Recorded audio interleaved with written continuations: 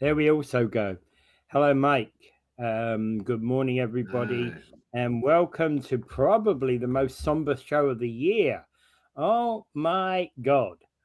What a day yesterday was. Um, Trump was no longer the head news article yesterday. We ended up with Krista Freeland resigning and the budget deficit growing an extra $20 billion. Yeah, not surprised either of those would take center stage.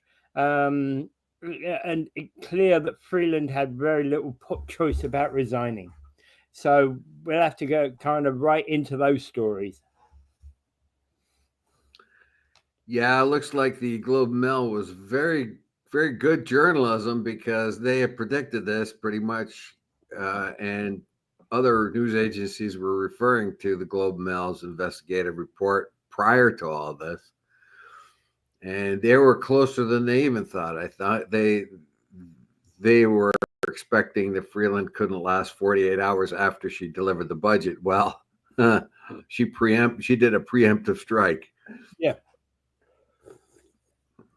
and okay, and the worst is that the budget's probably the worst one we've had in this Liberal government. Yeah, it has a whole lot of legacy uh, payments in it. So this is a kind of a one-time budget because they're trying to pay a lot of bills that have been added up beforehand.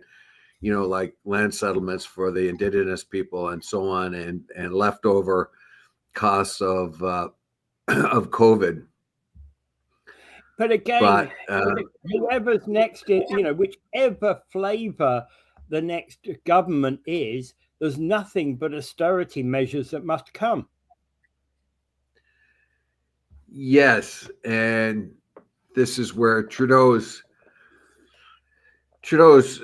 usual campaign, sort of pre-campaign talk, is always that the Conservatives are going to cut services and all that. Well, I'm sorry, but their even own if government's going to have to do that too if they're going to yeah, try to keep I was it going to within the say, even straight if and he narrow. continues on as liberal as the next prime minister after the election, he's going to end up going cut as well. Yeah, which liberals are loath to do. Yeah, They like to stack up the debt, just like his father did. His father did the same thing. We had huge debts after he finished in his time as government.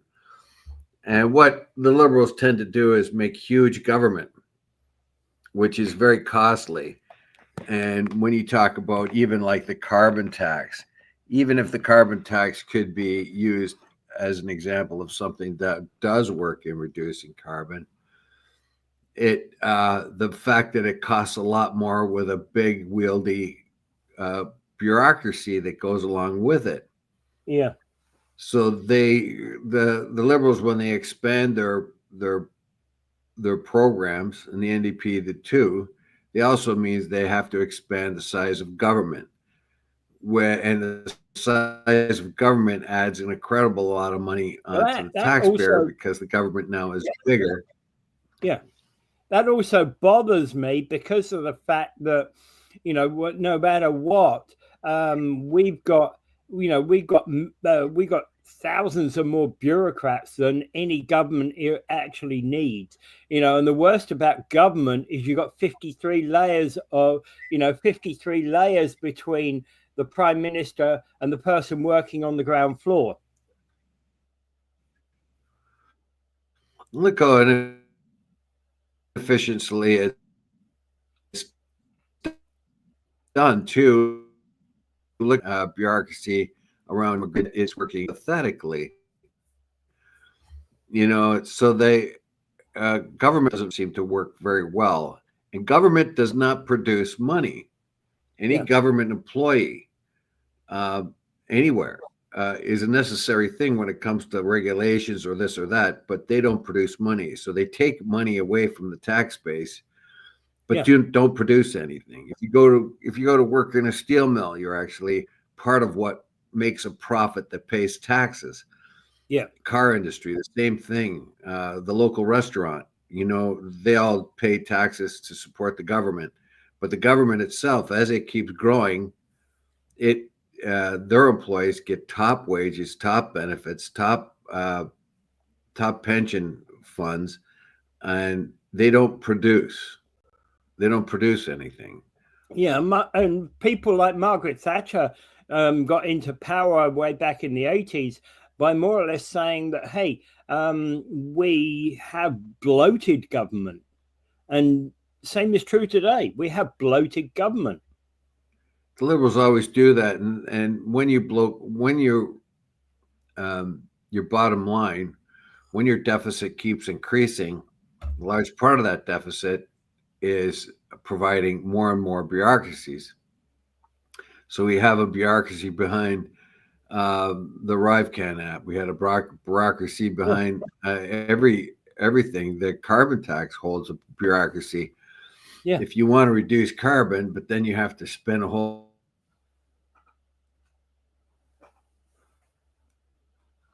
Hey, Dave.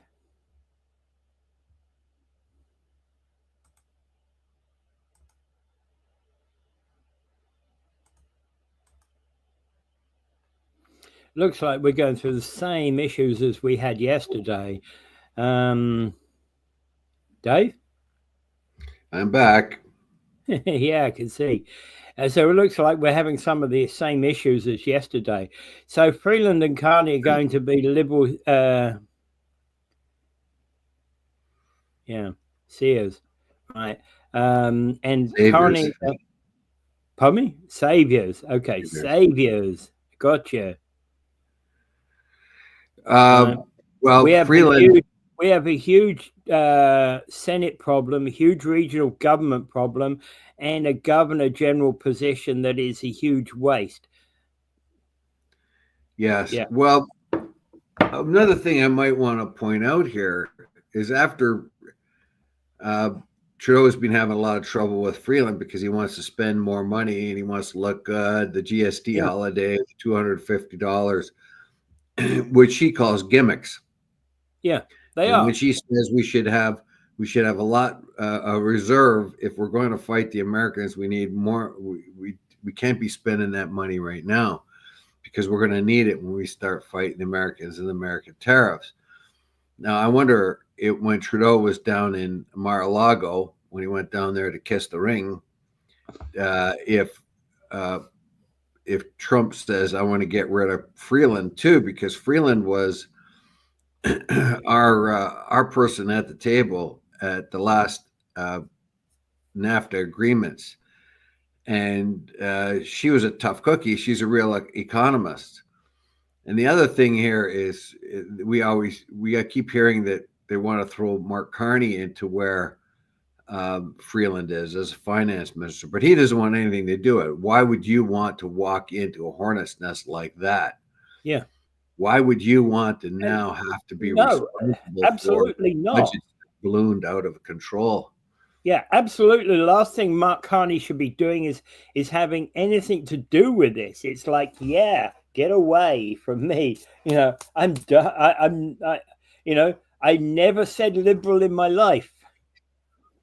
Yeah, well, remember he was the guest speaker at the BC conference when they had everybody there. Yeah, I know. And he was there for advice, and he's also continued to be sort of a backroom advisor to Trudeau somehow. I don't know, but Mark Carney definitely does not want to step in the doo-doo, of course, right now. Oh yeah, I surely want to come into the government now when they are collapsing. The leader is extremely unpopular, and they just tabled a disastrous budget. Like, why would Mark Carney want to do that? Is he going to be Mighty Mouse? Come, here I am to save the day. The day is already done. Now, what is Trudeau going to be able to do now? He has two choices: resign or prorogue the government. And if we know him, he'll probably prorogue it.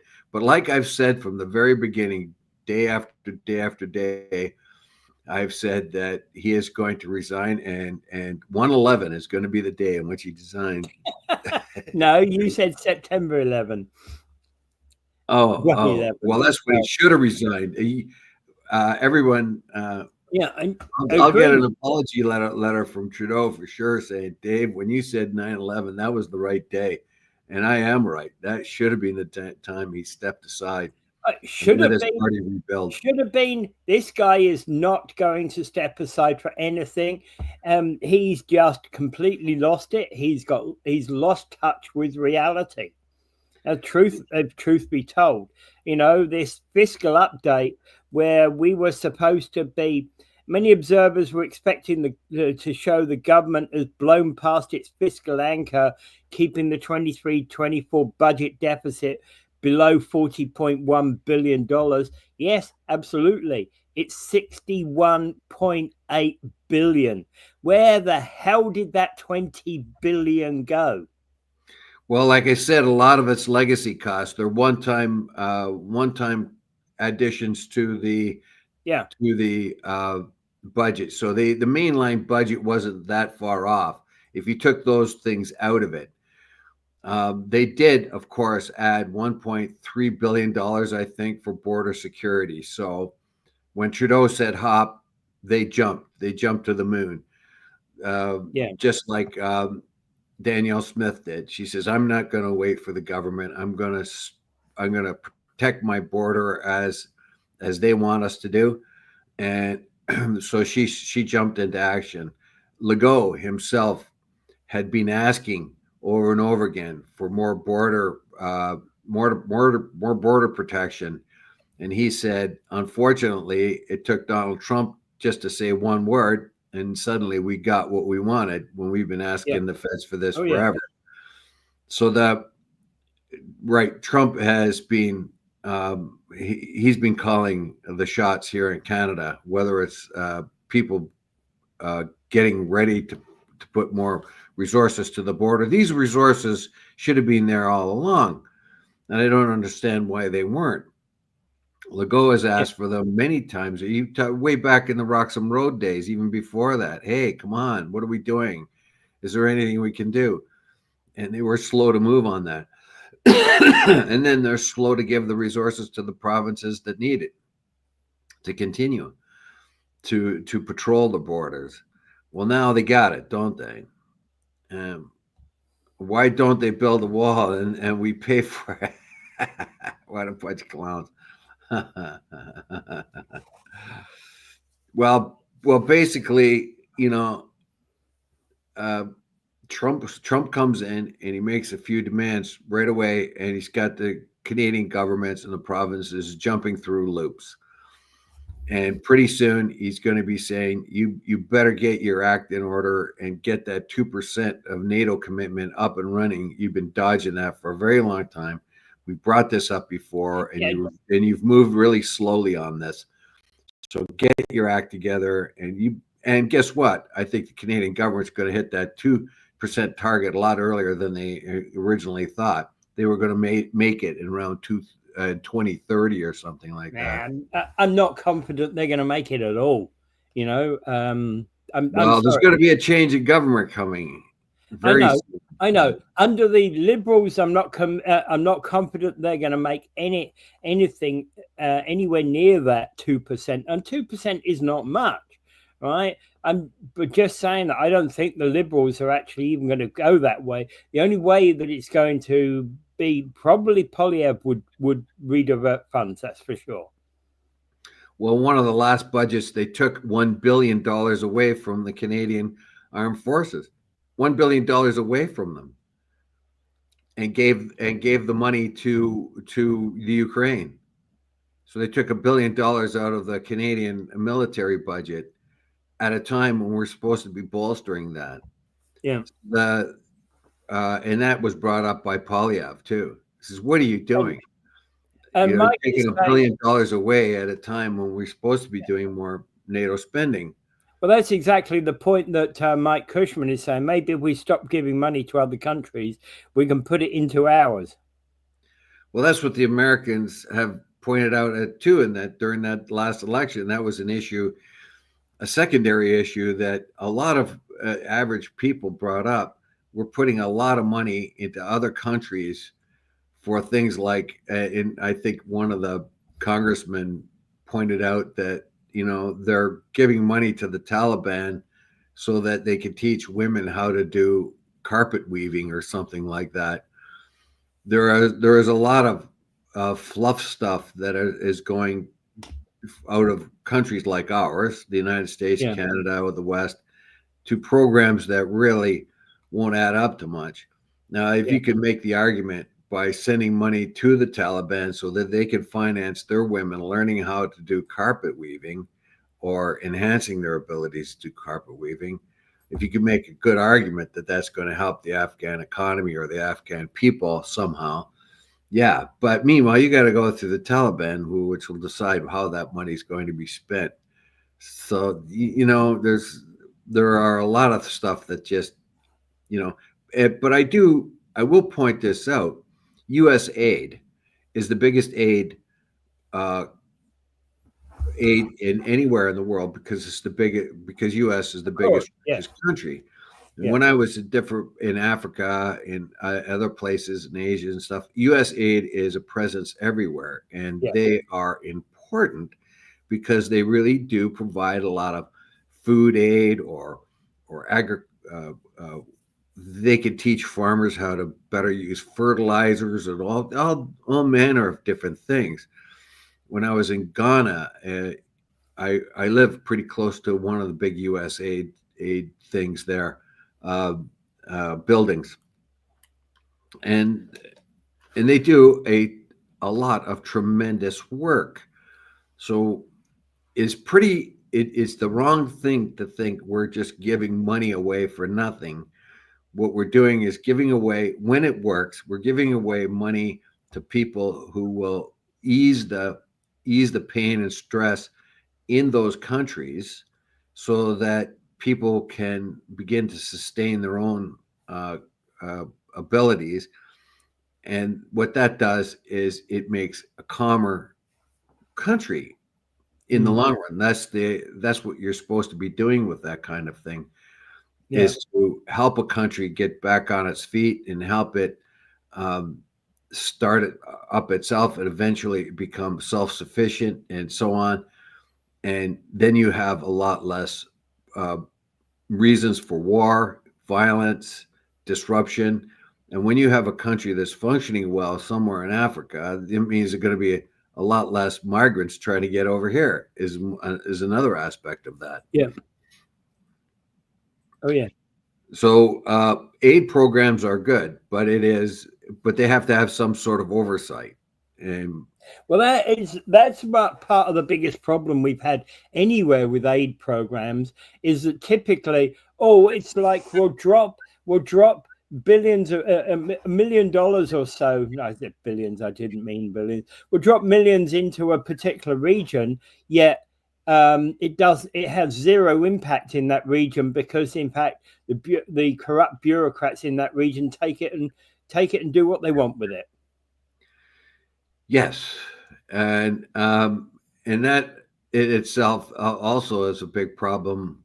Although a lot of agencies are trying to work with the with the governments in force. Like for instance, there's been a lot of complaint about UNRWA that works with the Palestinians, and of course they've got to work with the Hamas, who at that Yeah. time was running the Gaza Strip. So definitely they're going to have to work with Hamas because they're the governing authority. When they work in the West Bank, they have to work with the Palestinian Authority, which is not a terrorist organization, but nevertheless you do.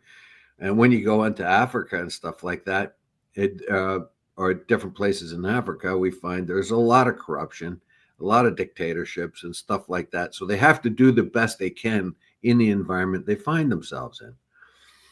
Yeah. And of course, people get really ticked when they see, um, burlap bags of Canadian wheat being stolen and then sold on the black market. And when you follow them, there was an investigative reporters working through Al Jazeera. They went around to all the places and started following aid. So you had aid from Canada, aid from the U.S. in particular. So you'd see these burlap bags of flour coming from Canada being taken to a depot and then being stolen and sold on the black market rather than being distributed as it should Yeah. be. Oh yeah. And so there's a point there where, uh, I don't know how much of it is stolen and taken. The same with the aid drugs. When the big pharmacy was shamed into producing AIDS drugs that are more affordable for the third world or developing countries, what happens is that then those AIDS drugs goes into the government and then they start selling them at a profit, uh, and the people are forced to buy them, even though they can afford them. They should be able to be much cheaper than they are. So there's all kinds of factors involved when money goes to other governments, or aid agencies working in the government, because usually the money goes to the aid agencies, and they sometimes have difficulty getting around the corruption inside of the government. Is it then not worth it? No, because enough of it gets through to the people that it does make a difference.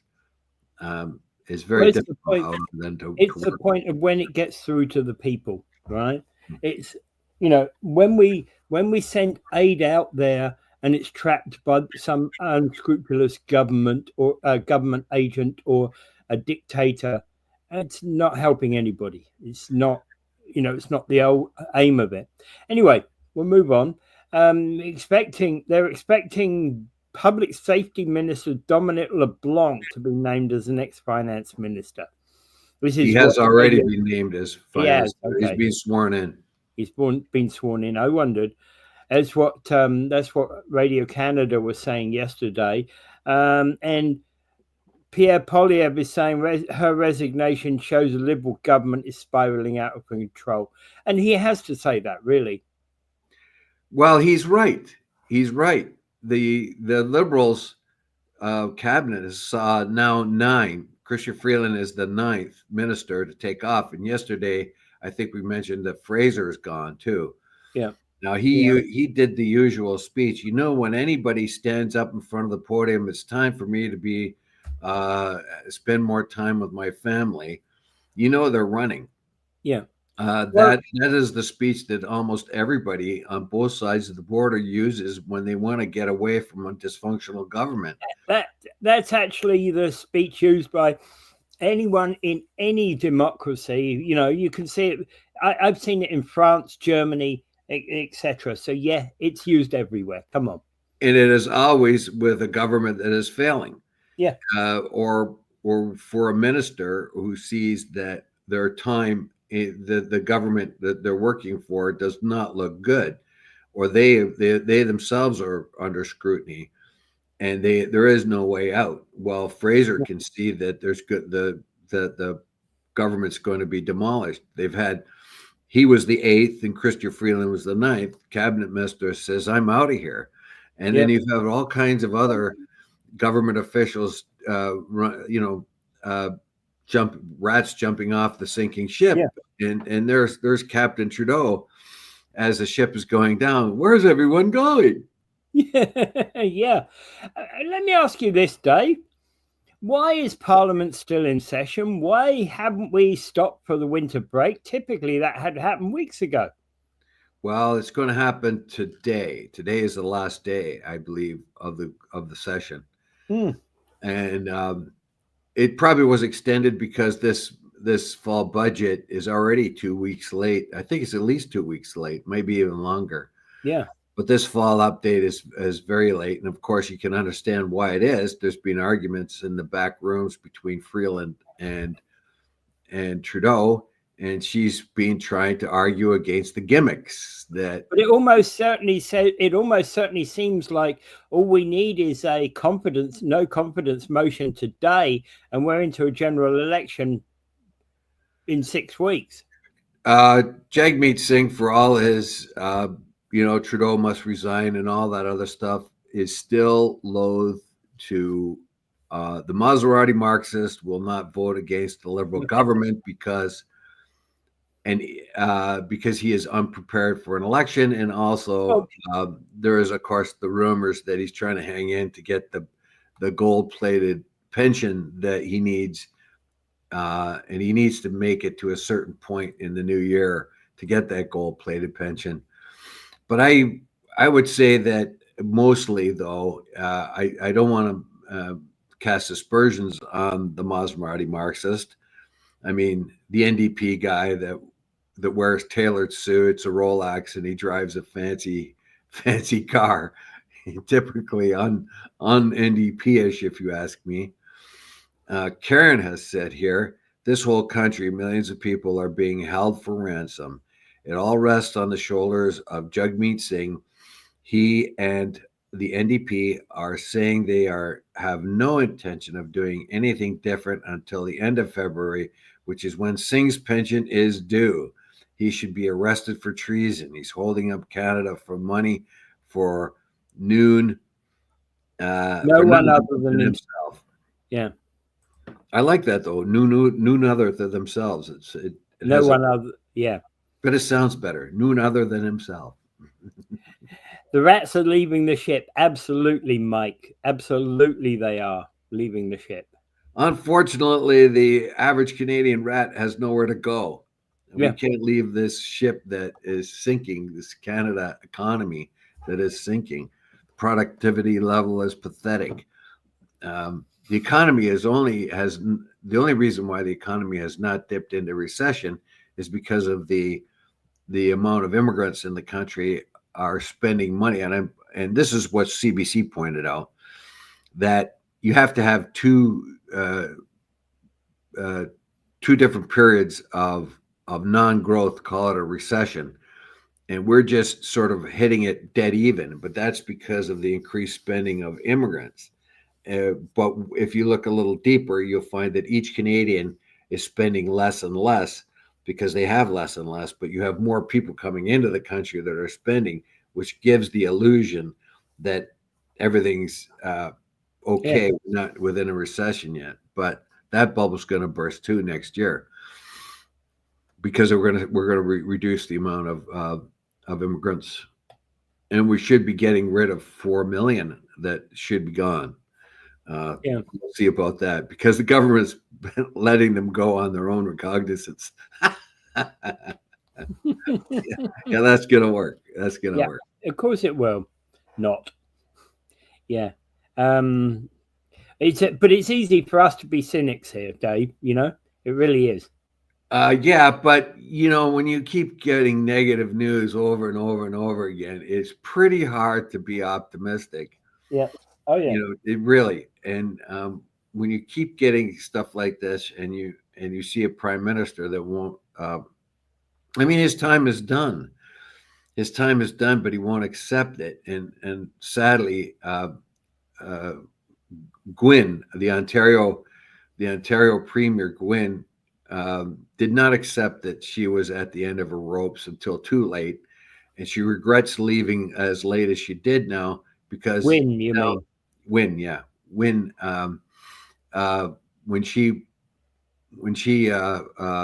left, she left way too late, and you could see the problem with the Liberal government in Liberal Party in Ontario now. The same thing happened to Mulroney. He left a little bit too late, and the Conservatives got destroyed. And this is what's going to happen to the Liberals. They're going to get cleaned right off the map.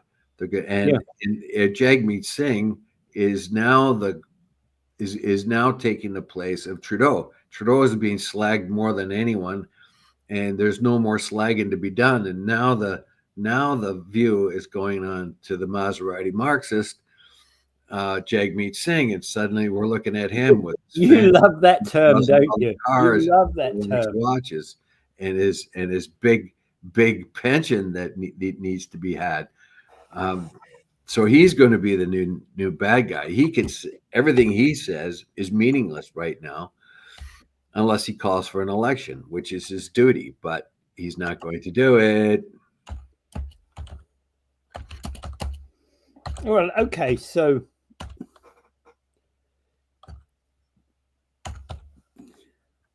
does Jagmeet Singh have a Maserati? Well, you know, he has a very expensive car. I don't know if he has a Maserati or not. I thought that was just a clever way of calling Well, him he a was Maserati. seen getting into a Maserati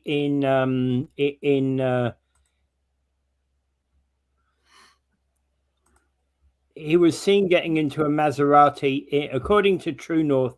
He was seen getting into a Maserati outside Parliament, an SUV, Maserati SUV. Well, he has a very expensive car himself. It's very, very expensive. I forget it's an electric vehicle, I believe, and it's super expensive. This And is he's the type of guy that this is not an wears electric Rolexes. vehicle. Yeah, this one is not an electric vehicle. It's a Maserati SUV, and I'm talking about the one he owns. I don't know if he owns that. Yeah, no, I know. But he was definitely getting into this car. But again, in all fairness, he was getting in. He was seen putting stuff into the back seat. Right? There's no pictures of him actually driving this car. But again, you know, it's like it's not. You know, anyway, not to worry. Not to worry. I'm not. You know, you can use your Maserati Marxist if you wish. Okay, it says. Although I have to point out that I think most people who use the term Marxist don't even know what it means. Yeah, exactly. Well, use it to slag off somebody more than anything else. Tough times are. The National Post says, times are tough. I should have been a Prada inside the thoughts of Jagmeet Singh's Versace bag. I guess that's a very expensive thing too. I don't know. Versace. I guess. Okay, so so basically, this has probably been the most chaotic day in Ottawa, right? That's for sure. Well, yeah, it's. I don't know. I'm trying to find his car here, but they came across his car somewhere, and Ranveer. Okay, well, Ranveer, his brothers got some pretty fancy cars. These guys were born with a silver spoon in their mouth, and Jagmeet Singh didn't even go to school in Canada. He went to school in the United States in a private school, an expensive one. So these guys are pretending to be NDP types, but they're having the very bad look here that is extreme. You know, they live in the lap of luxury. How then could they associate with any way and how with the average Canadian? So I think Jagmeet Singh is he's got to go. I mean, they may have put him there because he's a Sikh and it looks good to have that diversity look. But when you look a little deeper, what kind of merit does he have to run? Yeah, and in the True North, they're basically saying they're slagging him as well, saying he's rallied against greedy CEOs, but yet he's got a luxury SUV. He's talked about wealth tax in order to confiscate after-tax savings and property of successful Canadians, which of course riles a lot of people, of course. Well, me being associated with Santa Claus here, as indicated by my hat, I'll just have to tell all Canadians that we have no longer any money to give you anything but a lump of coal, but we can't even give you that because of the carbon tax. So you get nothing. Yeah, well, you know, thank the big man for us. Ho, ho, ho. All right. I think he even pulled out of government. Right. So time to move on. Yesterday we talked about some of the things to do for Christmas. Well, after all of that, I think there's probably only one thing we should be doing, isn't there? Attend a church service. Yeah. Keep the somber mood going, right? There's only one authority that could save us now. Hey, big guy. Hey, big guy. Have you noticed this down here lately? Yeah. Um, Or they're if you have also another, if you just believe in the fates, you could go and say, "Oh, come on, the joke is over." but of course the joke of course is that you go into a church these days and pretty well they're mostly empty, aren't they? Yeah, and when you walk in, they're going to expect some of that donation, the tithe business. The first thing they hand you is a dish. Put some loot in there, buddy. To which you kind of to which the only answer is, oh, there's the dish for the money. Oh, hand it on to the next guy, you Dave. Yeah. You got more dosh than I have, right? But Yes, indeed. talking of dosh, you can spend it at a holiday market. How about that? You know, there's actually one in St. Catharines, I believe, is open on Thursday evening. The Christmas market in St. Catharines. I don't know about the one here. Do you know about that one by any chance? No, I don't know anything. I Yeah. don't really have to do much Christmas shopping except for food and stuff. Like I said, I've got three sons and a niece and two nieces and a nephew, right? So if they're going to get anything, they're not going to get lumps of coal. They're going to get something almost as worthless, and that would be some Canadian money. Okay, something else you can do for your holiday. We all love our pets, right? It's about time to dress them up. Oh my God, are you serious? No! Don't dress your damn pets up. I mean, it's one thing sticking a Santa hat on your noggin like Dave here is, but not out. Don't be cruel to the animals, please.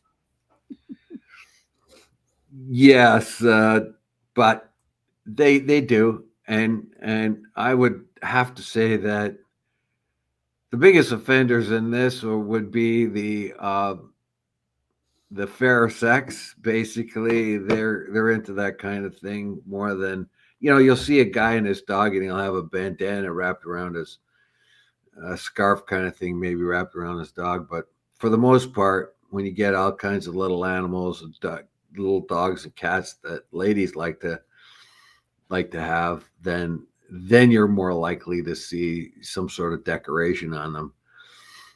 Yeah. And they look cute and all that other stuff. But as long as it doesn't bother the dog or cat, you know, I don't really care that much. But as long as it's not an imposition on them, that kind of thing. But I Yeah. don't know. I withhold judgment on that. As long as whatever you put on the animal doesn't annoy them or bother them. Yeah, I think if they're used to it, dogs are more used to it than cats are. That's for sure. Dogs generally don't bother, don't fuss if you put something on them. Yeah, they get used to Cat, it pretty quick. cats Yeah. will go kind of thing, won't they? Yeah, what is that? Yeah. Who do you think Actually, I you got a are? cat. I got a cat in my house right now. He just walked past. My son's staying here with me for the holidays, and he brought his cat. Mm. So, uh, so it's kind of neat to have an animal, but it's so skittish. It's been hiding under the beds ever since it's been here. Yeah.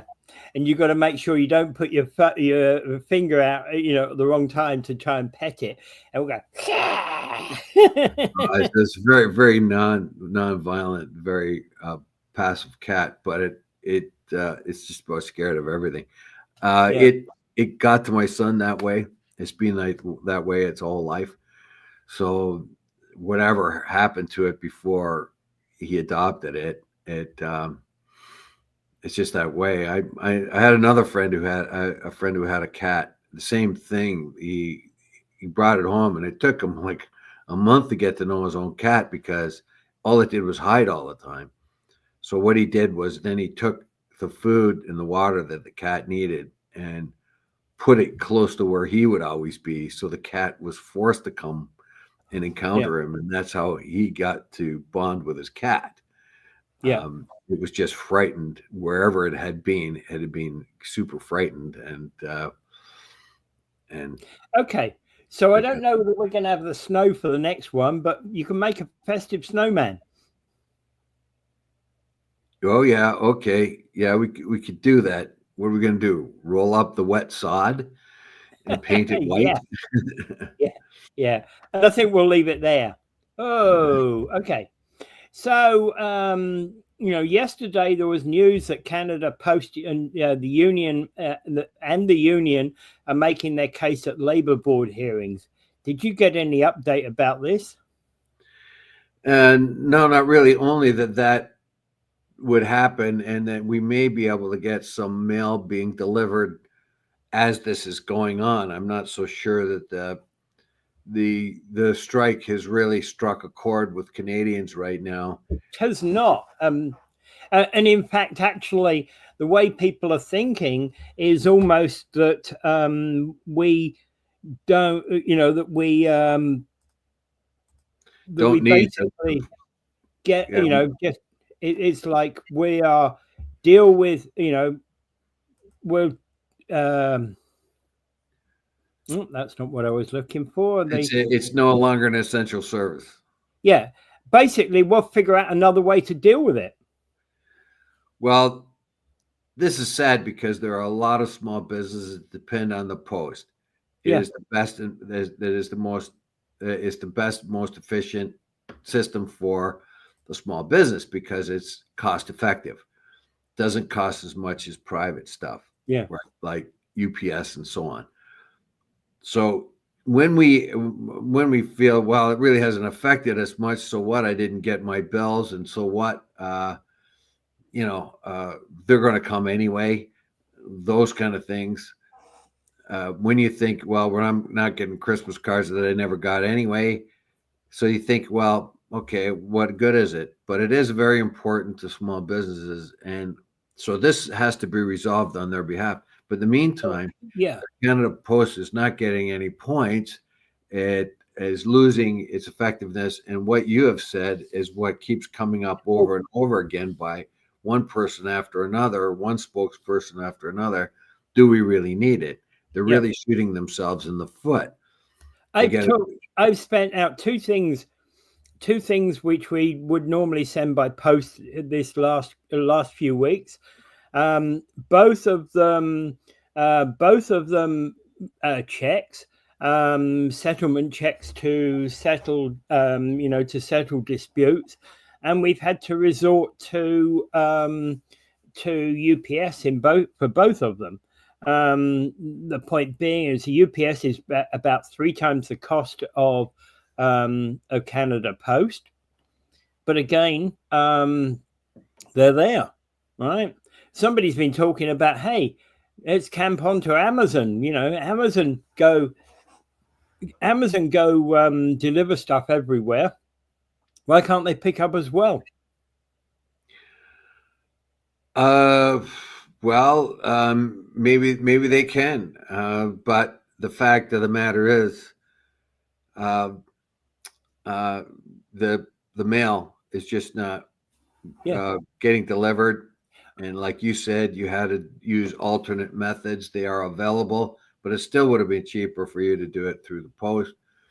The post is very important, particularly in more remote areas of the country. So Canada Post is very important.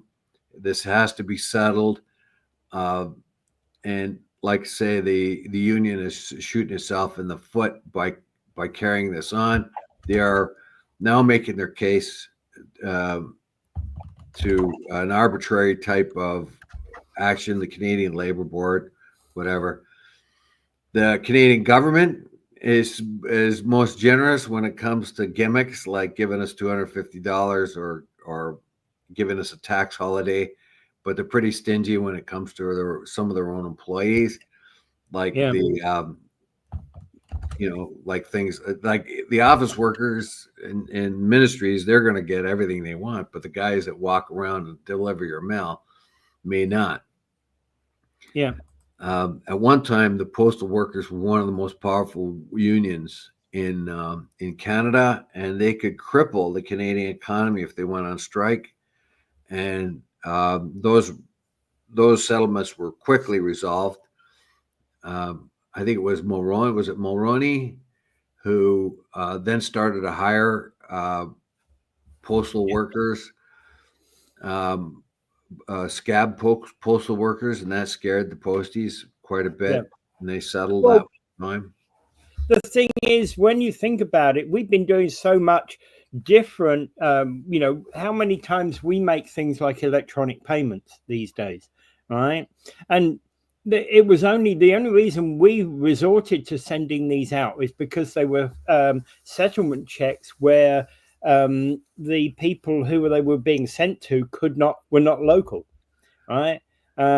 If they'd been somewhere like Hamilton, we'd have probably waited a week or two to driven up to Hamilton and say, here you are, we're in the neighborhood, right? Time was running out on these things. We had to send them. We had no choice, right?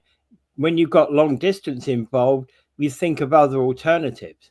And here was one of the alternatives where many paralegal firms have actually been helping each other out by I'll send it, it's like I'll send it to you and you'll deliver it for me on my behalf.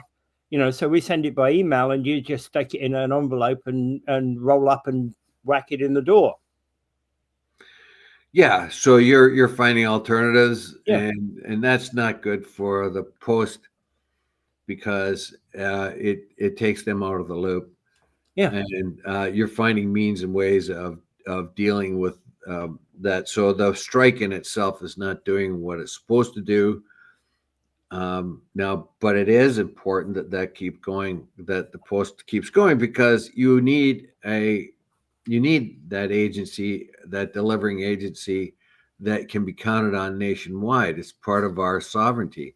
Yeah. So But also so much now goes, so much traffic, and even before the postal strike, so much traffic, so much communication has gone by email, social media, and other methods. yes, of course. So there's a lot of the mail, letter writing, and cards, and all that kind of thing that's being reduced. But the important stuff that's important to small businesses, and I keep putting that out there, small businesses rely on the mail. They Yeah. rely on those delivery services, Oh yeah. and this is another failure of the government to get into a position where the Canada Post is on strike. They didn't have to be there. They didn't have to be there. So they could have settled this before it happened. They could have settled the rail strike before it happened. They could have settled the Seaway strike before it happened, the dock strike before it happened. Yeah. All Oh these yeah. things that threaten the Canadian economy. And right now it's threatening small businesses. They just don't need another hit, a punch in the face. I mean, they took it on the chin during COVID, and now they have to uh, look at diminishing returns because of this postal strike. So somebody's got to get their act together, whether it's the posties or whether it's the government, probably both, but get somewhere. And guess what, posties? If you do take a settlement, you're going to have to make sure you don't go on a strike for a long time from now, because people don't have a whole lot of faith in your ability if you keep doing that. Like I can understand they had to do it this time because the government was not being responsible enough. But let's face it, every time you go on strike, it's just not a good Yeah, thing. yeah, but okay, so you're a union man. You're going to kind of generally side on the side of the striking worker, Definitely. right? But the average guy in the street who's not a union guy, certainly was never a shop steward or anything like that, never, never involved in union politics, etc., is probably reached a breaking point where he's fed up with both Canada Post and the union at this stage. Well, they should be fed up with the government. And if And the the government government can't as come to the well. table, Yeah. well, remember, first thing first, every person out there that gets a wage can thank a union, because the union is the ones that that worked for an 8-hour a day, I get 5-day a week work. no, That I was the get unions that did that. I get what you're If you work saying. today in safety, whether you're driving a car or whether you're building a building, that's the union that made Yeah, it safe for you. I get And what the you're saying. reason why you make the money you do, whether you're a union person or not, you can thank a union because Well, I they're the get what ones you're that are saying, pushing. but I get what you're saying, and I and wholly understand where you come from, Dave. But a lot of people don't see it that way. They basically just see it when it comes down to a strike like this. They talk about greedy postal workers. Just to put it in perspective of this particular strike, greedy this and greedy that and greedy the other, and a management that's incapable of doing anything. That's the terms that are often used. Well, just remember that their wages have not gone up, and Yeah, uh, and all these different uh, people that are going on strike, whether it's a car plant. Remember the auto works made a huge increase in their wages because they had laid off their wages increase and watched the companies explode in profits as they got left behind. yeah. Right now, the average American or Canadian are making less than they did back in the 70s per capita if you take into inflation. So since the unions became less and less important as the 70s came on and less people are in unions going forward, the standard of living for the average person has decreased. So that's an indication Well, when people's standards of living started to increase, it was because just about half of the workforce in North America was part of a union and their standard of living increased, and it stayed that way. When unions started to lose power in the late 70s and 80s and going forward, your standard of unions of your standard of living has come down and it's on a gradual slope down. It is the well, union people we're who put out there that it has to be. Look at the rail workers. What was their number one issue? Safety. They were being mhm. forced to work without proper rest in between, and there were more and more accidents happening. Right. That's the union that's making it safer for you, and so as the union influence declines, your the average person's standard of living is going down. It has been going down on a steady. It is. You might as well put a map as unions become less and less powerful. The standard of living is going down, and the same decline. Yeah, but again, I've been saying for some time that in fact we're in a situation where the average wage is less today than it was in the 1980s and is continuing to go down. And with the very slight trickle of rise in minimum pay, there's going to become a point fairly soon whereby those two are getting quite close together. The average wage will only just be, less than $5 above the minimal wage. There's your strongest argument to reunify the the workforce under unions. Who does the best? Who does the best in wages? The steel workers, they have a union. The police have a union. The firefighters Yeah, have a union. The city has a union. All get paid very well. They have good pension plans. Uh, the car workers, they have a strong union, right? The auto workers have a strong union. They get fair compensation for the work they've done.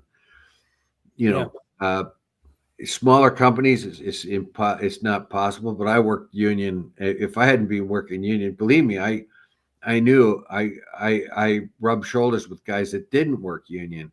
Man, they were working in dangerous spots, working, not getting paid overtime. They had to work a 60-hour week before they got paid overtime, and that could be 120, moved to 120 hours over the space of 2 weeks. In other words, you could work 80 hours one week, and they'll make sure that you only work uh, 40 hours the next week, so you don't go over 120. So, and you don't have much say in it. yeah, So there's a difference, and they have less. Their tools were less. Their safety stuff was less. There you go. There you yeah, have it. yeah. And you could say, well, I'm, they don't have a union. Well, yeah, DeFasco twins everything that Stelco does. If Stelco union guys demand better harnesses, then they get better harnesses, and Dofasco gets better harnesses the next day. Yeah. So it's there's lots wrong with the union, but there's way more that's right about it.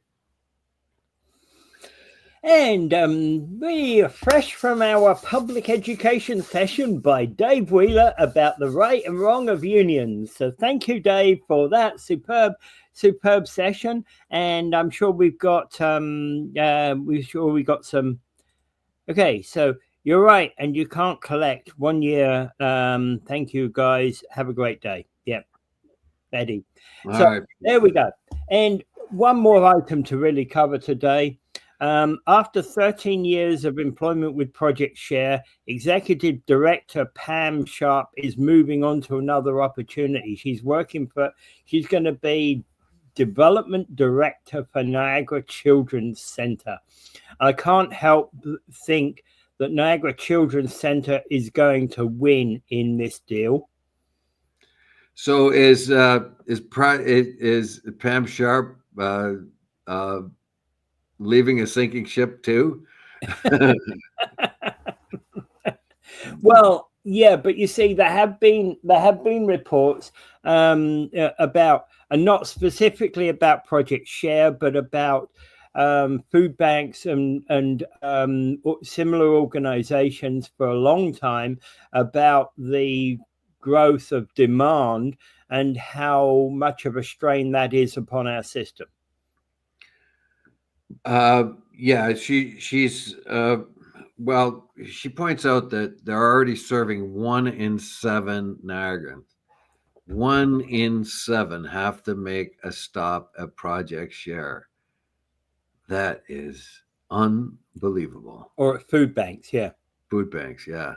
Yeah. Yeah. And Project Share is just one of many food banks within the Niagara region, yeah. Well, she's talking about Niagara Falls, basically 1 in 7 in Niagara Falls. Yeah. And she brought that up earlier, and other communities have 1 in 8 or 1 in 6 and whatever. West Lincoln may have this, St. Catharines may have 1 in 5. Who knows? It's just staggering, the amount of aid that has to go out. This is what we don't see day by day. Those of us who can feed ourselves and buy a car or whatever else, we don't see the decline that's happening around us. When 1 in 7 of us need help from Project Share in Niagara Falls, you have to know that there's a problem. Now she's moving on to the Niagara Children's Center. And Pam Sharp, you will know Pam Sharp if you are in a service club like I am, who collect money and distribute it to different charities. We didn't have enough money to give to Project Share this year. We only had a portion of the money that we had for the soup kitchen to give them that we did. And so that gives you an idea. Even the need across the board is so much that we can't give as much as we used to Project Share. We didn't give them anything this year. We gave a lot less to the soup kitchen than we did before. We gave less to the Salvation Army than we did before because of our other commitments in other parts of the charities and so on we have to distribute. We also give to the Niagara Children's Center where she's going. We have a big commitment to them. We have $10,000 a year to the Niagara Children's Center because it's so important. It's a regional thing. We try to stay more into Niagara Falls, but we will go regional if it helps Niagara Falls, which this particular thing does. The hospital too. We will commit funds for the hospital too because that helps people from Niagara Falls. But the fact of the matter is, here I am, a service club, and we have less resources to give to places like that, and they are in need more and more. So Salvation Army's needs did not go down, but we've made less money for them. Now we do stand by their kettles and help them that way. So we gave them less money this year. We gave the soup kitchen a lot less money than we have in previous years. And we give nothing to Project Share. So there you have it. That is the strain on the system right now. Okay. The other thing to note, of course, is that likely, well, it leaves Pam's job available at Project Share, but Project Share and organisations like it depend upon a healthy, strong executive in order to actually in order to control that organisation. And maybe now is a time for volunteering and becoming an executive member. It's time for me to go down there and organize the workers against the capital of swine and go and go Yeah, get on it. and Get go on to the into big grocery stores and demand more food from the get on from into your Loblaw. retirement, Going man. to Retire and organize the go workers away, eh? down in Project Share. Anyway, yeah, no, it's good to joke, but yeah, it's serious stuff. This is. Yeah, it definitely is. And it depends on volunteers. Mm. Oh And yeah, Project Share is a favorite place that people want to volunteer from time to time non-committally. So they'll go and stack shelves and do this or that, and they have some work to be done. Um, I know people that do that. They just go down there and volunteer from time to time when they want to volunteer. It's non-committable. It's not like the same thing as a service club where you have to commit time and effort and so on all the time. You have to be on yeah. call, You but mean if you just happen to have Tuesday afternoon off, you can go volunteer for Project Share. that's right. Yeah. Yeah. So Whereas there's with the service club, it's on a Wednesday night, and you need to go to the meeting on a Wednesday night. yeah. That So kind of. basically, we'd like to say, well, thank you, Pam Sharp, for the work you've done at Project Share. It was a tough call for her to leave there, but she's probably getting better pay at Niagara Children's Center, and that it would be a more secure place because Niagara Children's Center will stay active for a long time. They also get government money, but they depend a lot on service clubs and other things that also fund them. Like I said, we give them $10,000 a year, and we have been for a while. We have Yeah. a commitment for that. Well, and that suits Kiwanis because, of course, Kiwanis has a commitment to funding children's projects, doesn't it? Yeah, that's our main focus. Now we fund all things in the community that need it. Like the Salvation Army is not just children; it's mostly families. It can also be seniors. It can all Yeah, that. yeah, But it's usually family focused, which means it involves children. yeah, We've and like I said, the soup kitchen or something like that. That really doesn't have a whole lot to do with kids, but it is part of helping the community. But most other things are kid focused. That's why we put money into the Stanford Library for its renovations. We thought that was very important because it will keep a place open for all people, but particularly we're looking at how somebody that's young now can take advantage of that library for years going on. Things like that. That's a place of information. So that was the basis of our commitment there. And of course, we give to early childhood care, um, uh, community care. We also give to all kinds of different things of that kind. yeah. And we've with our work with Staples, when we got our donations, our club was the second best in all Ontario, believe it or not.